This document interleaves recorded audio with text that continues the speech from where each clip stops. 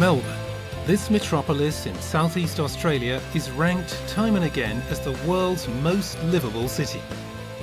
Among its 4.4 million inhabitants, there are many young creatives who are shaping the way of life in the city.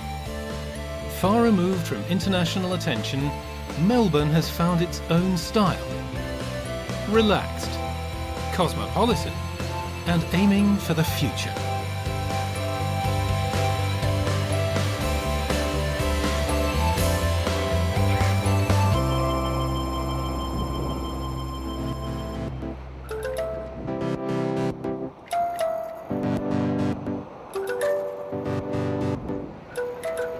Melbourne is, for me, is the best city if you want to live in a city. Life is generally a lot better here than other places.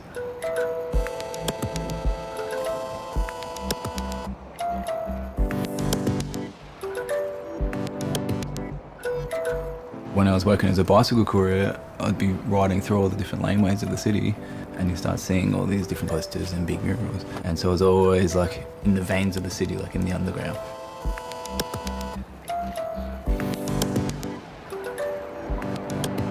To use public spaces as his studio. That was Mike Macatron's dream. After studying art in New York and experimenting a lot with graffiti, he returned to Melbourne as a street artist. By now, he knows the impact he's able to make with his art. You don't want to get too worried about being near. And doing the eyes, that's the one thing that humans always just focus in on the eyes, and that's where the emotion is. So I'm doing that in can, so it's in some kind of detail. But then the main thing is the basic shape. And if there is the vague shadow line and the background colour and the foreground colour, then it will make sense from far. And I enjoy things when they're messy, so it's something that I even try to paint like a kid would paint. With his artwork, Mike comments on life in a city whose image he, too, is constantly changing. And then this place here used to be a cat hotel where people drop off their cats when they go holidays. And so it used to be spew cats all around, but I noticed that they moved out. So I thought we could take out the whole while it's in between use. So I don't know how long it will be empty like this. Maybe it'll be a building in a month. Maybe it'll be 2 years. So we don't really have permission for today, but we're just doing it quick. Over the last 10 years, Melbourne has become a centre of street art. For most of the locals, the wall paintings are an expression of a city fascinated with culture and an attraction that even draws the tourists. For this reason, the city is so generous when it comes to issuing permits and even offering painting spaces for use.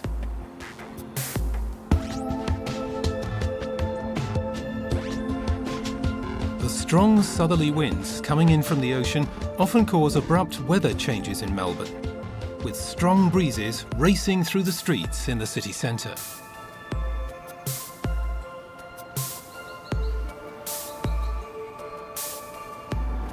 The wind can be a real problem if you're halfway down a building and realise that it's too windy to continue. If it's a tall building, quite easily the wind can take you away. So, get down to the ground or to a balcony or get off your ropes as soon as you can. And her place of work is normally sky high. Nikki Gregoire is an industrial climber.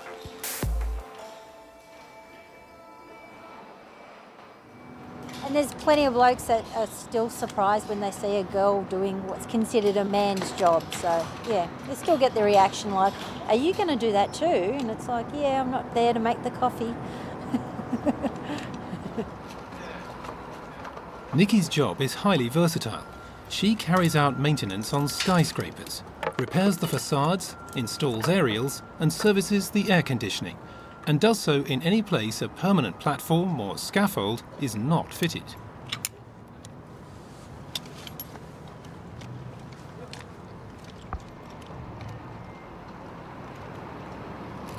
At the office tower she's been called out to today, she's cleaning the windows. The higher you are, the less of a sense of height that you have for some reason. Everything's so distant, so you lose that fear factor being up high. Well, I'm sure there's days that I have, felt a bit awkward and whatever, but it's more a worry of what might drop from what you're doing. You're always more worried about the people below.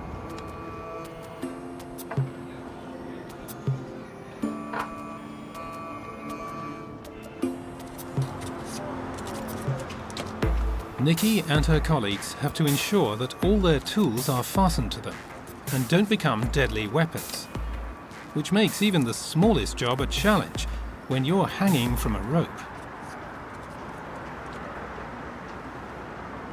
So it's just a finger sucker. Just gives me something to hold on to so that I can stay where I want to stay. Otherwise I'll end up just floating away.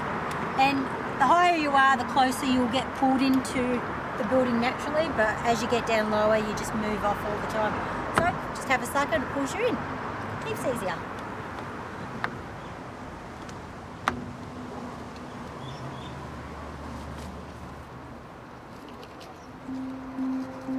Multi-skilled climbing workers like Nikki are in high demand in a city like Melbourne, whose centre has been growing upwards for years now.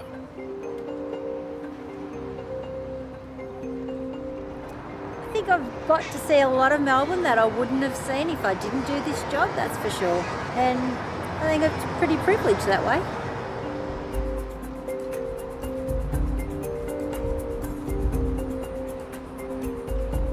The mornings are definitely the best part of the day. Watching the sunrises and watching the hot air balloons, we get the best view of all that kind of thing. It was an awesome way to start the day.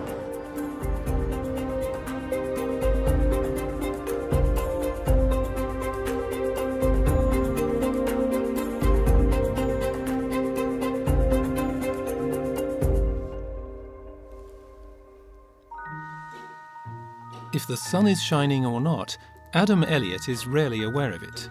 He needs complete calm in his studio and endless amounts of time. For each second of film, Adam has to shoot 25 single frames, changing his character's position minimally between each shot. They accept this patiently. They're made of clay. This is Ernie Biscuit, and he is the lead character in my new film. And he's a deaf Parisian taxidermist who falls in love with a blind Australian woman.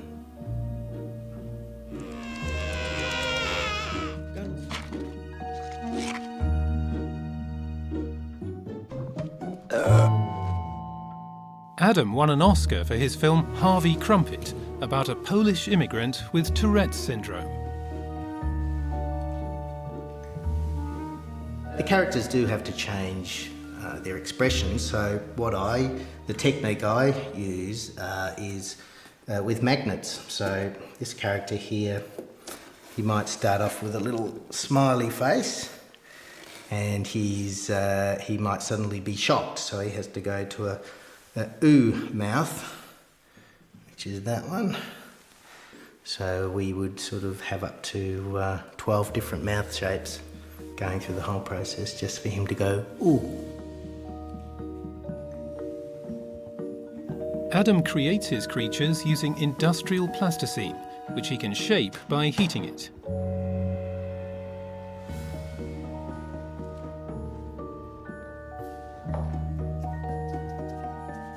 He doesn't need any sketches, he already has the characters visualized in his head.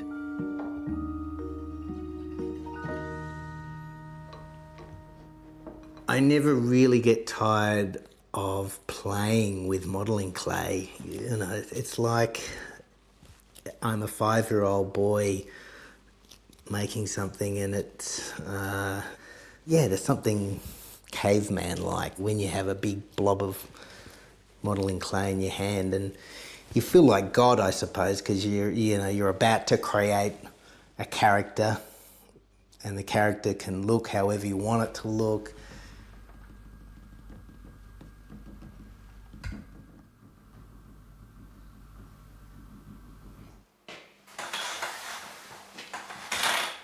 Everything in Adam's film worlds comes from his own hands, even the props. And apart from the clay, he only uses 3 other materials: cardboard, wire and paint. Adam's clay figures are all quite eccentric. Some of them are kleptomaniacs, Others suffer from Asperger's syndrome. My characters are all underdogs. They're all marginalised people. They're all the other. And I don't see them as disabled or afflicted. I see them as characters who have flaws, and I think we all have flaws, and I'm just celebrating those flaws. In the editing room, Adam tries out short scenes and corrects details right away in his studio next door. This perfectionist needs about 5 years to complete one film. I was giving a talk recently to some little children, and at the end of the talk I said, "Any questions?" And this little boy put up his hand and he said, "Mr. Elliott, you said it takes you 5 years to make a film." And I said, "Yes." He said, "Well, I've worked out you've only got 4 left." And I said, "Oh."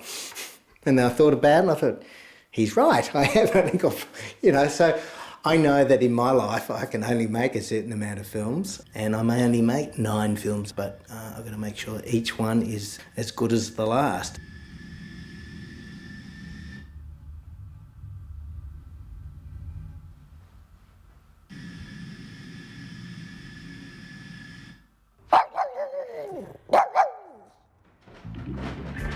Adam Elliott has rejected several offers from Hollywood.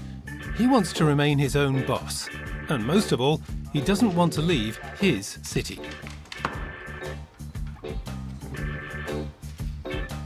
Melbourne, I think, has never been too self-aware, and Melburnians, we're almost like country folk. We are a huge city, of course, and millions of us live here, but there's a friendliness to Melbourne that you don't sort of get in other Australian cities. His part of town is Thornbury, where many Greek and Italian immigrants lived who came to Melbourne just after World War II.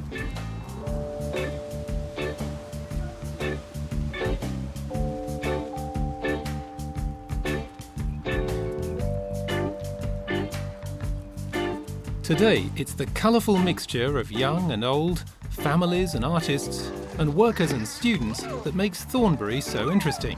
And it's in this human cosmos that Adam finds his stories.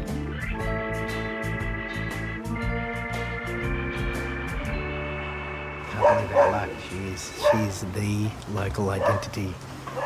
She takes that trolley with her everywhere. I see her nearly every morning. She's almost like she's never gone home. I find her fascinating. I know where she lives too now because I followed her one day. I discreetly followed her to where she lives, and she lives in a beautiful big old house, very run down and ramshackle. She's one of the local interesting people that I'm sure will end up in one of my films eventually. Yeah.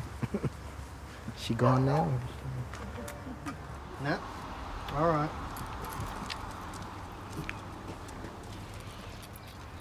Come on, Rod.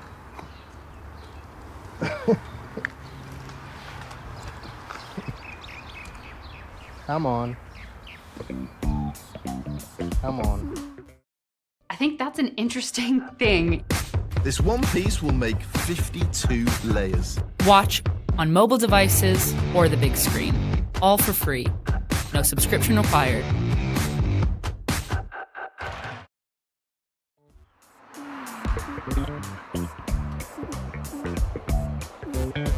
The colourful and the quirky. You'll find them on every corner of Melbourne. But to really stand out here, you have to be truly different.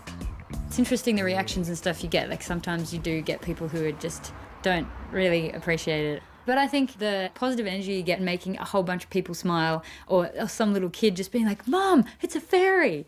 You know, those moments are pretty awesome. Nixie Killick is not yet 25, but has already completed her fashion design studies and started up her own label. With her highly imaginative streetwear, which she calls wearable art, she's made a name for herself worldwide.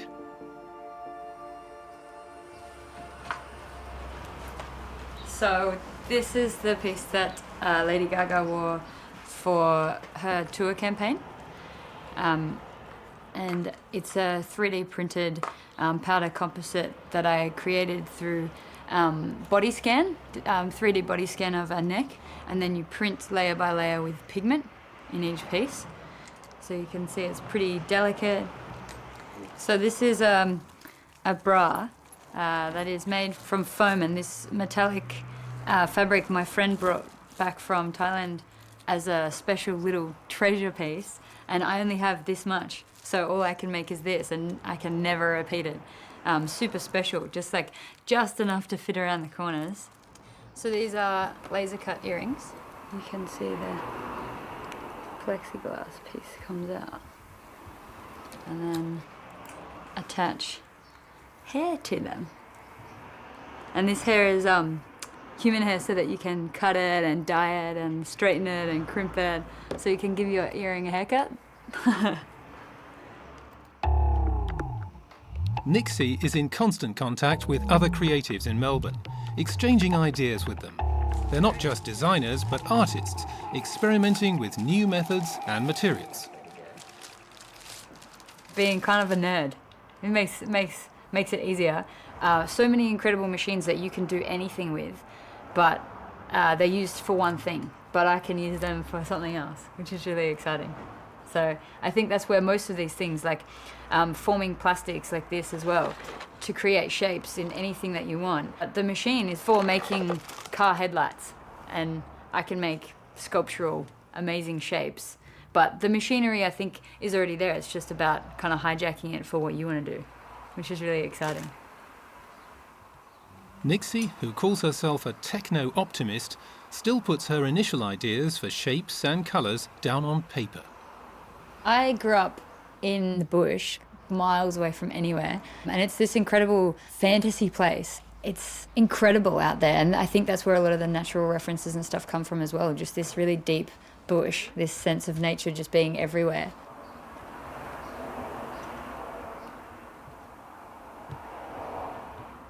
In my work, there's a way of trying to create a hypercolour, sort of kind of how I would like to see the world, maybe. Like the colour is already there, but maybe you can just turn up the volume and try and figure out how to illustrate those colours in a really colourful, crazy way.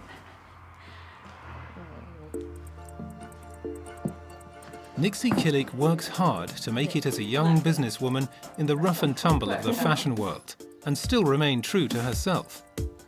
For instance, when she headed to India and Nepal at her own initiative to source companies which would sew her clothes under conditions in line with her ethical standards. For Nixie, success is not just measured in money.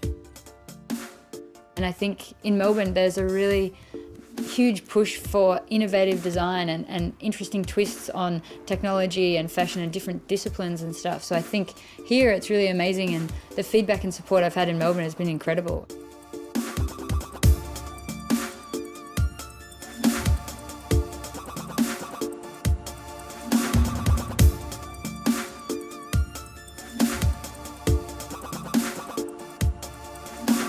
If New York is the city that never sleeps, then Melbourne is the city where the people like their sleep the most, at least according to a worldwide study.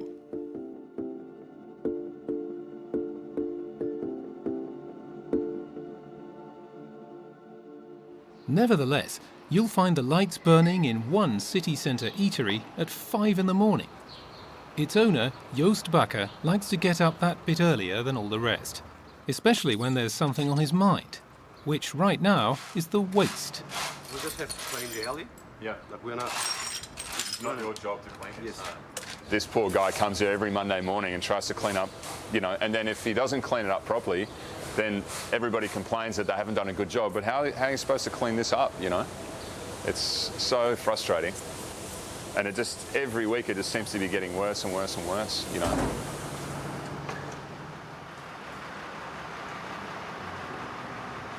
The weekly delivery of milk to Joost's restaurant.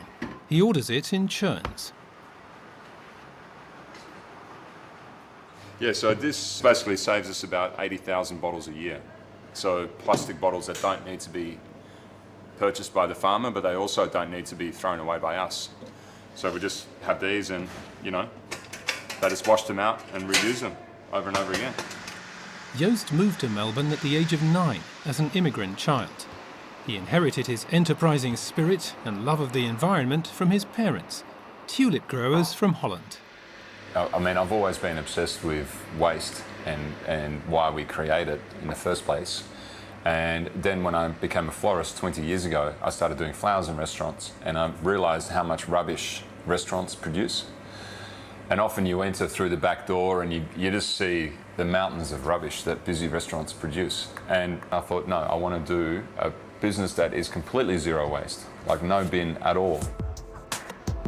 Joost has banned all packaging from his restaurant and replaced it with reusable containers. But his waste avoidance strategy goes much further. He even gets some of the basic ingredients for his dishes for free from top-class restaurants. Joost uses the bones they've left over to make a tasty broth. It's just society today. We haven't cherished. I mean, we've got replacements for this now. We've got man-made alternatives for broth, which is such a shame because, you know, this is one of the most beautiful foods you can possibly eat. The bones have to be boiled down for 24 to 48 hours to make his nutrient-rich soups, which he cooks on purpose right in the middle of his restaurant so that the guests can realise how hygienically he works with the foodstuffs, which really is quite a rarity. In Holland, people go, well, why are you doing it this way? You know, they're very, a lot of countries are very hard to change their ways. And I think Melbourne is the fastest at taking on new technology and new ideas, and, you know, they're very quick to change. Joost's latest acquisition is his own composting unit. It was made in South Korea. The unit gobbles up all of the kitchen waste and leaves Joost with a waste-free restaurant. So the composter is filled with a microbe that's found in lava, was discovered under a seabed. It's a very unusual microbe because it tolerates really high salt and really high temperatures. So normally it's one or the other. And what this microbe does, it breaks it down from organic waste very fast. So in 24 hours, it breaks down organic waste from 100 litres to 10 litres. Joost processes 50 tonnes of waste each year in his own backyard, without a single nasty smell. And his soup kitchen is a benefit to the whole community.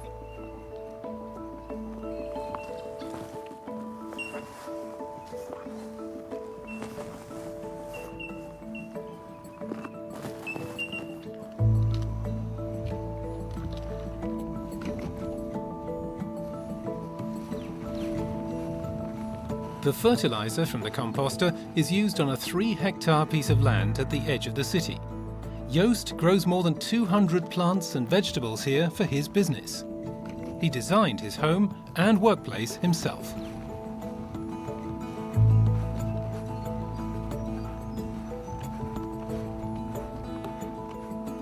Its patented facade consists of more than 30,000 strawberry plants.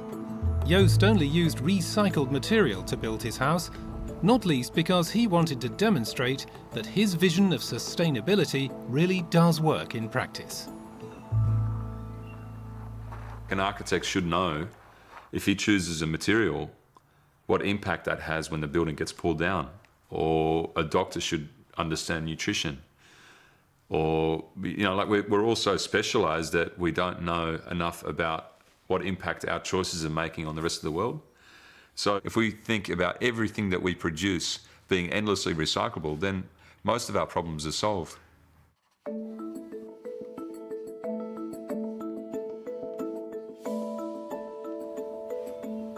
Joost Bakker has countless talents, but his greatest one is to keep looking at a problem until a solution occurs to him.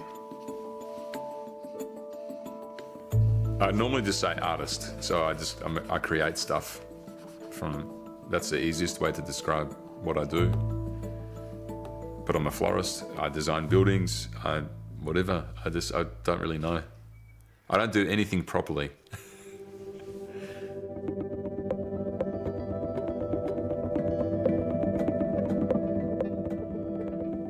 The standard of living in Melbourne is high, A gold rush here in the 1850s drew hundreds of thousands from across the planet to this city, transforming Melbourne into a trading and business centre overnight and bringing wealth and prosperity in its wake. As the population grew, so too did the demand for food. This was a boom for the fishermen especially, as the people of Melbourne love their snake mackerel, which they call barracuda. Whoever made it back to the harbour first got the best prices, which prompted the resourceful fishermen to build the so-called Coutter boats, ships that had the biggest possible storage areas and were still fast.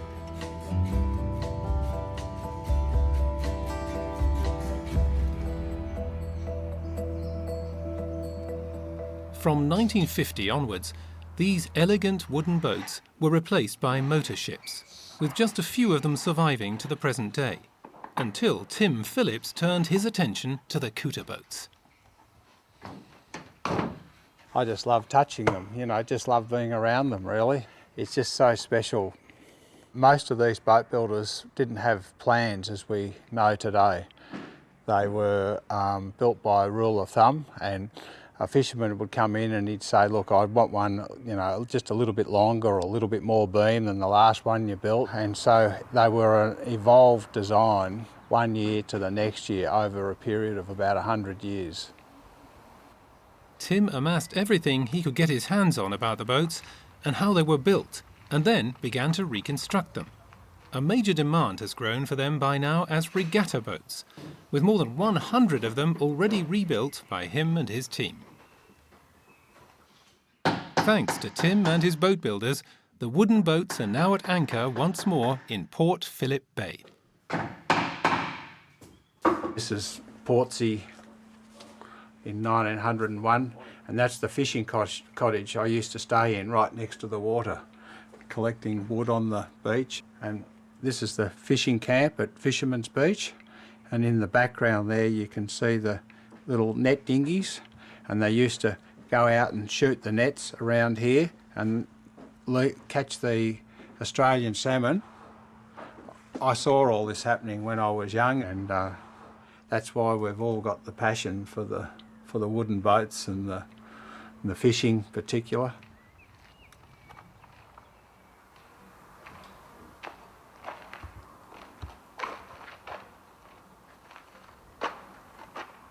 She's a very much loved member of our family. I've owned her for 35 years nearly, I think. They love to be in the water. They're Carvel built boats, and they rely on moisture in the planking, keeping the planks tight between the seams. So it's critical that she goes in the water very urgently.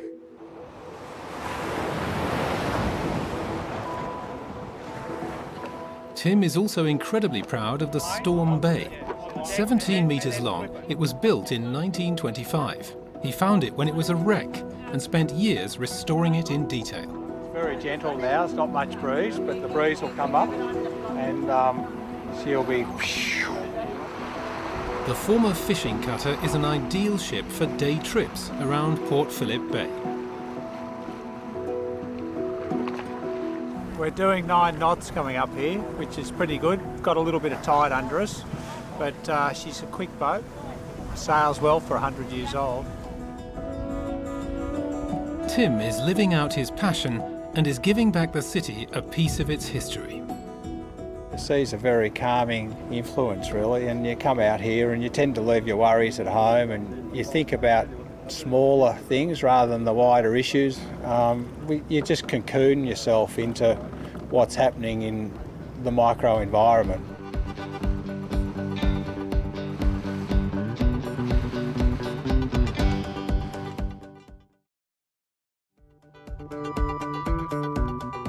Architecture in Melbourne. What makes the metropolis so appealing are the densely packed Victorian buildings from the colonial era, together with postmodern futurist structures. The cityscape lives from its contrasts, with its urban spaces full of life and diversity.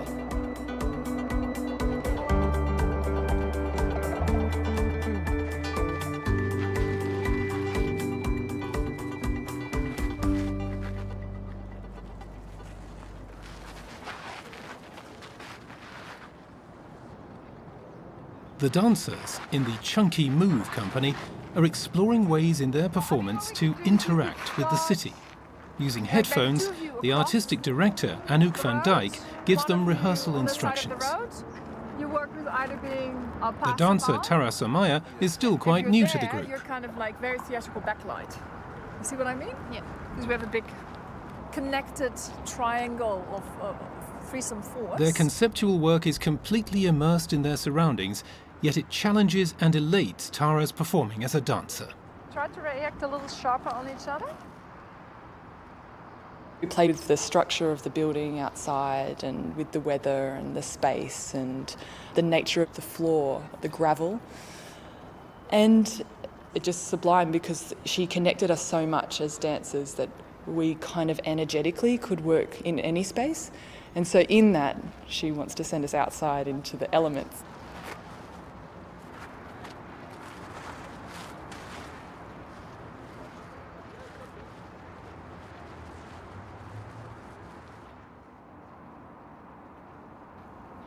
Almost every day, Tara Samaya comes to the Australian Centre for Contemporary Art, which has been transformed into a temple of modern dance by the Chunky Move company. I was quite an energetic kid, like when I wasn't at ballet, because I predominantly did ballet for the first 10, 15 years of my life. I was, climbing trees and like doing every sports. Tara is one of 20 members of the company with whom the Dutch woman Anouk van Dijk is currently developing her work.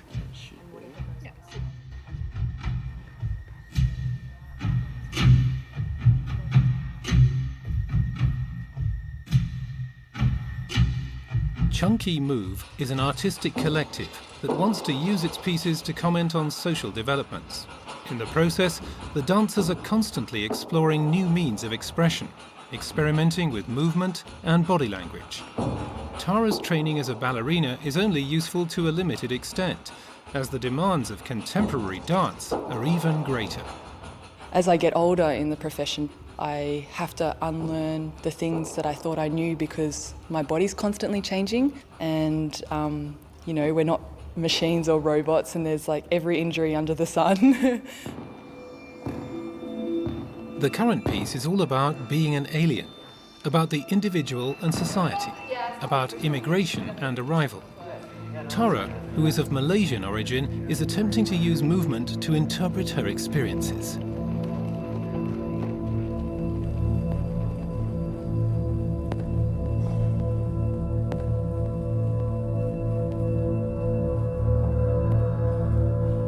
It's a beautiful feeling to be able to know that you can influence so many people through art. Like, it's such an old method of sharing stories and cultures. So I feel very grateful every time I step on stage and I feel like this heightened sense of adrenaline pumping. Like, I think the day that I don't feel the adrenaline, like my body absorbed by it, that I know that I'm not nervous enough to be on stage anymore.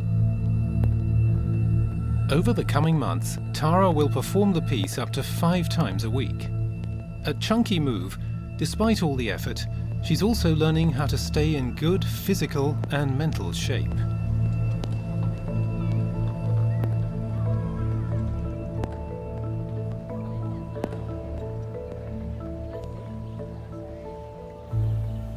I think that it is a very dreamy experience because we spend so much time working on being in our bodies, and I feel so grateful to have a job that physically allows me to be in my body and understand my body, and also emotionally allows me to express through that.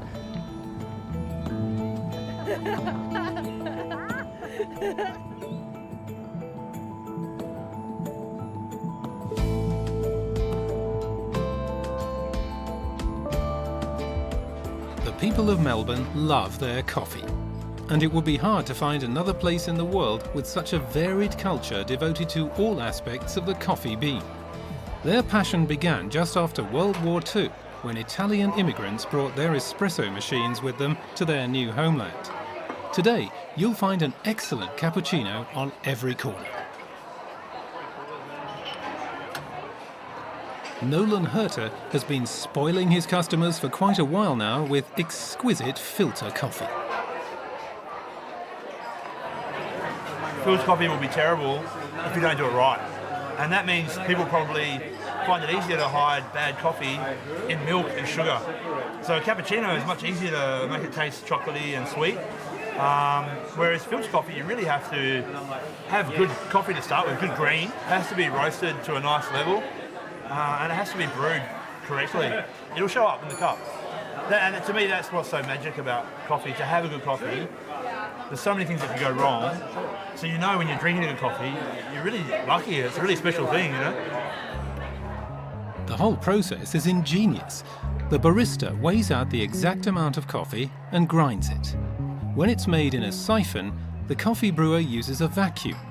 The vacuum is created in the glass that then draws the boiling water with the coffee through the filter, completely smoothly and evenly.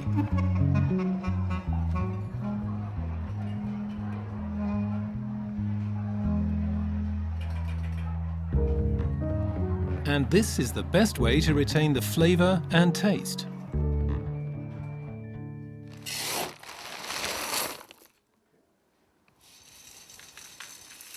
My first job, I got to wash dishes. I washed dishes faster than anyone else. They called me Turbo. And then from there, I got to make coffee in this place. And it was a really place that took coffee seriously. I got to make coffee for myself. One day, finally, I got to make coffee for a customer.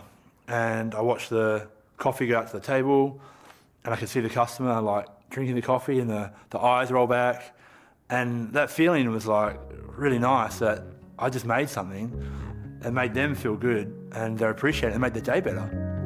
Nolan goes to visit the coffee farmers in Central America from whom he buys his beans on a regular basis. This gives him an opportunity to check on the quality of the coffee types and the working conditions of the pickers. Fair trade is personal for him.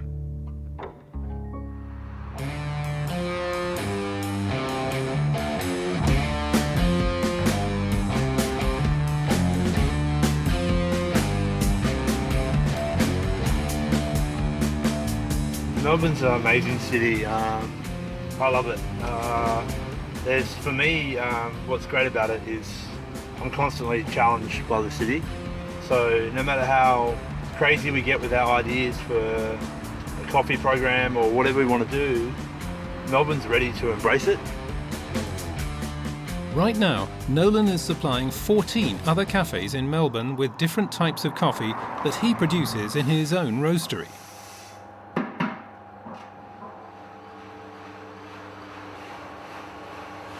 There's a lot of science to roasting coffee, but I think it's really important to have some kind of connection with the coffee also. So your gut, your instinct. With coffee, if you have that conversation with the coffee, I think it's really important. So the whole time I'm going to listen carefully and smell carefully and just try to understand what's happening for the coffee, you know. Roasting coffee is all about having the exact synthesis between the temperature and the time. And if Nolan misses the right moment, the beans turn dark and taste bitter. So the timing has to be adjusted for each type of coffee.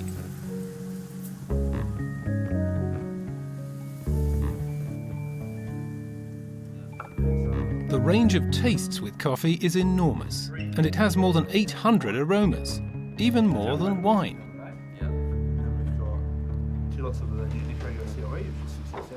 Coffee should have character of different things, like a good wine does.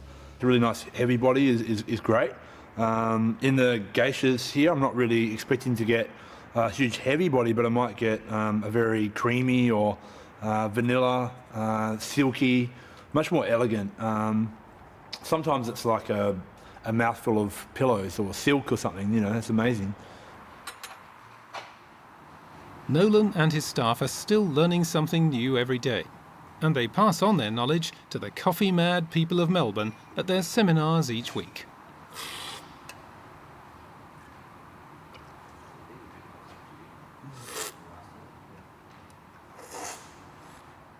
For me, getting to know the farmer and the farm and roasting their coffee, there's a really amazing connection there. And then when I finally get to drink that cup of coffee and thinking back where it came from, it's a really beautiful thing.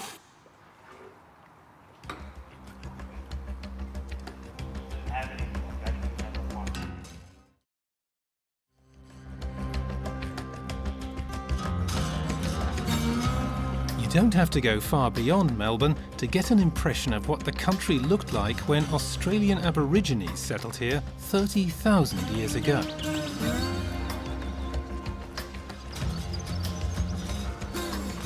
Mark Olive likes to pursue his forefathers' traditions, and what interests him most are their eating habits.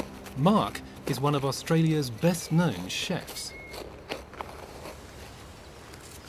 This is paper bark. When you use it, it's almost like alfoil, because when you wet this and you put whatever meat, maybe kangaroo fillet or even a little bit of fish, it releases this lovely smell and it almost infuses the fish with it.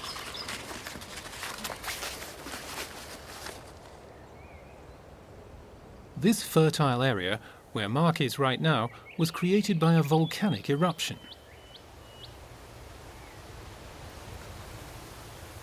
This was a great food bowl, basically, and a great food source for a lot of these, Indigenous people from this area. So there's lots of kangaroos and lots of emus. So that's where they got a lot of their protein from.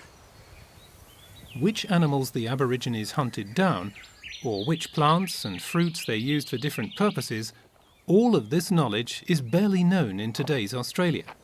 Mark has been amassing this knowledge for more than 20 years and developing his own recipes from it. This is called a kangaroo apple. Now these fruits make great relish, chutneys, anything like that. Really nice to put on pizzas as well, really, really nice. But in the day, for Aboriginal women, it was known as a contraceptive.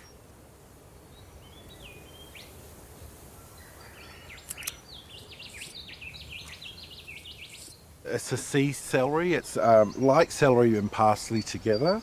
The celery, it's really pungent in flavour. It's very... nice.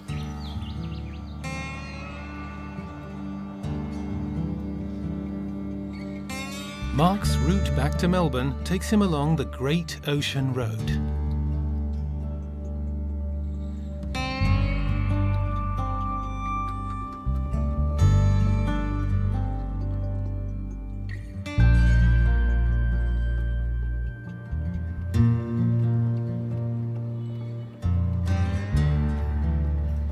Mark Olive is a frequent guest on Australian cooking shows. Sometimes he even hosts them himself. With his crossover cuisine, he aims to break down the qualms Australians have about eating their beloved national symbol, one that has become a plague in many parts of the country. I'd love for people to eat a lot more kangaroo. Very, very tasty, very nice, very lean, and very, very good for you. So, a great meal. Mark rubs mountain pepper and lemon myrtle into the emu ham and lets it smoke and cure overnight. Together with the sea parsley, some warrigal spinach, and the kangaroo fillet, Mark creates a dish that's unconventional and traditional at the same time, entirely in line with his philosophy.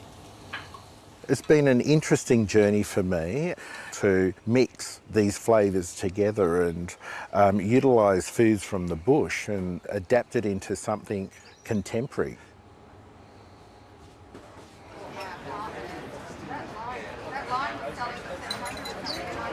Oh, thank you. Enjoy. That's gorgeous. Thanks.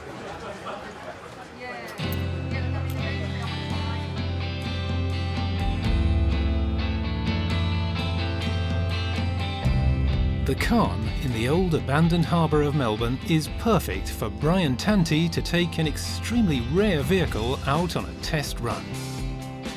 The 300 SL is like a landmark car for its time. When it was built in 1956, it was the statement of what is the best, fastest, well-designed car in the world. That's what a 300 SL is.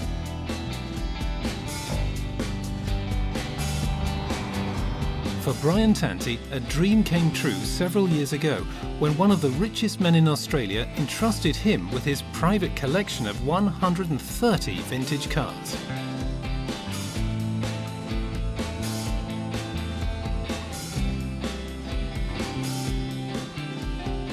Now Brian is in charge of the care and restoration of these automotive treasures. His plan today is to put a new wing on the Porsche 550 Spider.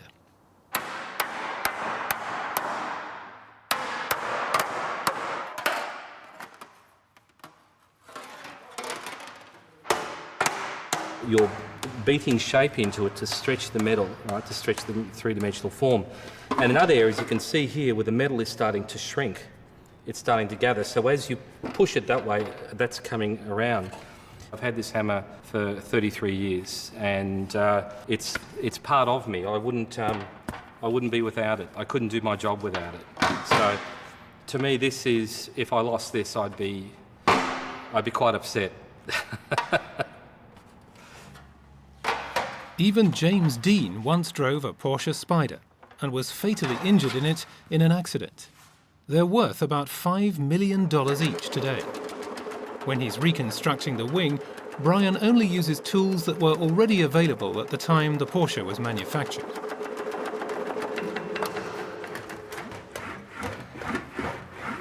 He learned about car body construction work as a young man in England, and today he's one of the most sought-after restorers in the world. Over the last few years, Brian has committed every free minute he has to a research project in which young people and students are involved in working on the development of the racing car of the future. The Racer is a test platform for the latest technologies. Has that combination of both in the design. I think that kids engaging this kind of activity can teach them a lot more, can give them a moral code to follow almost, and I think when they don't engage in that kind of activity, there's a diminished sense of responsibility for what they're doing in the world, you know, because they're not connected to it, so they don't feel like they have to fix it. They throw it away and get a new one.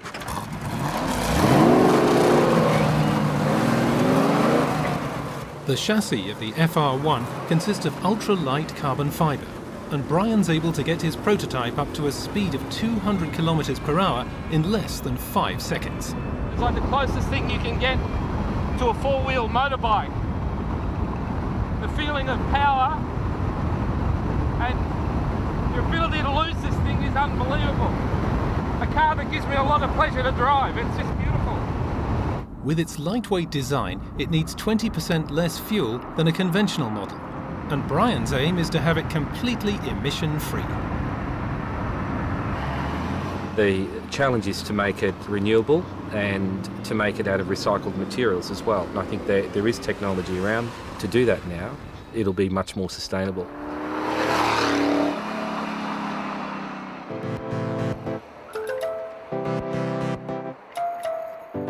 The street artist, Mike Macatron, is looking for the right place for his latest work.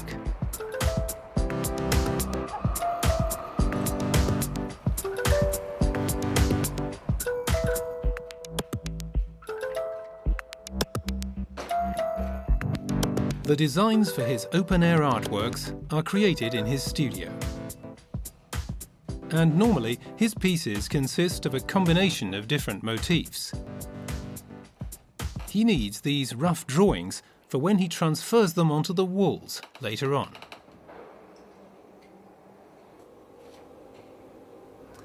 I mean, everybody starts being an artist at the same time when they're 2, 3, 4 in kindergarten. And in my house there was 6 kids and everyone's kind of crazy, and there's an old part of the house and we just started drawing all over the walls when we were, you know, under 10. And I started getting into street art and graffiti when I was a teenager, just partly vandalism, partly just for fun. The appeal of that type of art, it's the extreme side, to climb buildings and put your art up somewhere, or to go in tunnels or abandoned places.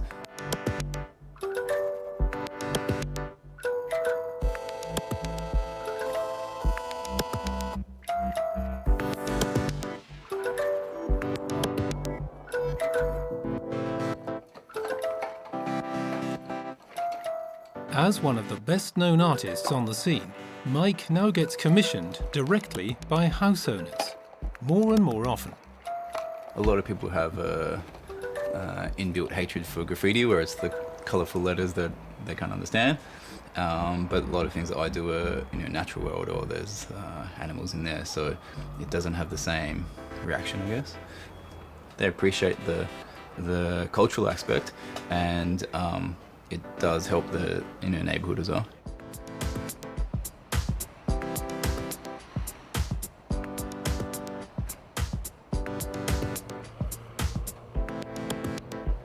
There are often restaurant owners who would like to use his street art to make their places more eye-catching. Mike decides on an individual basis whether their aims are in line with his artistic positions. Today, he's working for free. So this bar down here, they're a long-standing bar from Melbourne, but they're having problems with the new apartments that just turned up.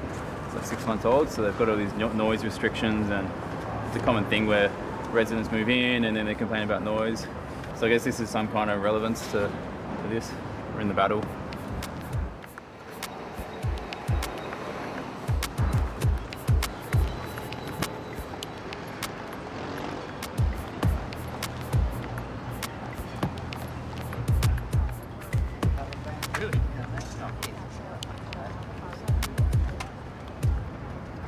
When you're doing public art, it seems to be that everybody has an opinion and they like to tell you. And sometimes it gets annoying, so I just listen to music and just kind of pretend like I'm really busy.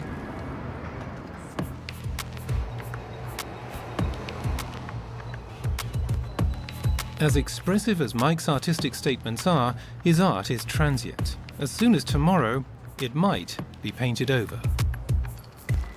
Definitely, like every time you paint in the street, it becomes part of the city. And the city is like a living thing, like it breathes and it has its ups and downs and changes. So the art is just a reflection of that. And I think it's like a reflection of a healthy city when there is public art.